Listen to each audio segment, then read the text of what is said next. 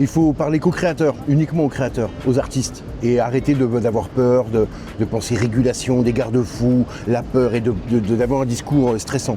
Il faut aider les artistes à s'emparer des outils d'IA pour pouvoir créer des œuvres d'art nouvelles.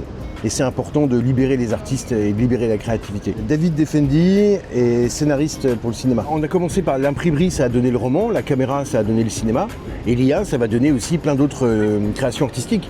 Et je pense qu'avec les formats qu'il y a sur les réseaux sociaux, les plateformes, la télé, on va pouvoir créer des œuvres et des petites équipes pourront créer des films de fiction.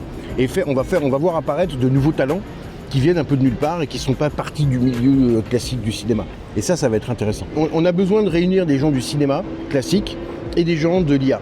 L'IA qui sont souvent des très très bons techniciens, qui savent utiliser les outils d'IA. Et il faut les faire rencontrer des artistes qui savent raconter des histoires sur 1h30. Parce que raconter une histoire sur 2-3 minutes, c'est pas la même chose que de raconter une histoire sur 1h30 pour le cinéma. Donc c'est ça qu'on va essayer de faire aujourd'hui, c'est de faire rencontrer ces deux mondes. Mais c'est la technicité, en fait. Comment on utilise 10 outils différents pour faire une image et une vidéo de quelques minutes. Le milieu du cinéma est très fermé, parce que faire un film, ça coûte très cher. Donc il y a peu de films qui se font.